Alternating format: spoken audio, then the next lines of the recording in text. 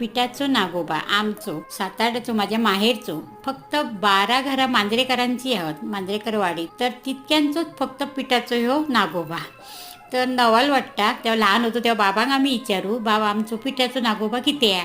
बाकी सगळ्यांकडे नागोबा आणतं तर बाबा सांगत होते की गावात खूप पाऊस लागलेलो आणि पूर इल्लाला तर नागोबा हाडून जाऊन बाजारात गावलो नाही पाट्यात पाणी इला फुला तेव्हा घरात पातोळ्याचा पीठ दळलेला होता त्या घेऊन पूर्वजांनी नागोबा केलो अळवाच्या पानात थंयसून आपलो पिठाचो नागोबा मग दरवर्षी आता ह्यो पिठाचोच नागोबा आम्ही पुजतो आणि सालाबाद आणि त्याच्या नैवेद्य पातोळे करतो परंपरानुसार कोकणात सगळ्यांकडे आणि ह्यो माझ्या सासरचो नागोबा त्याची पूजा करून त्याचे हे कुळीत भाजून नैवेद्य दाखवतात आणि पातोळ्याचं नैवेद्य दाखवतात. माझ्या माहेरचं नागोबा पिठाचं म्हणून सगळ्यांकडे नाव लोटा पेपरात पण आज इला हा सिंधुदुर्ग मांजरेकरांचो पिठाचो नागोबा म्हणा.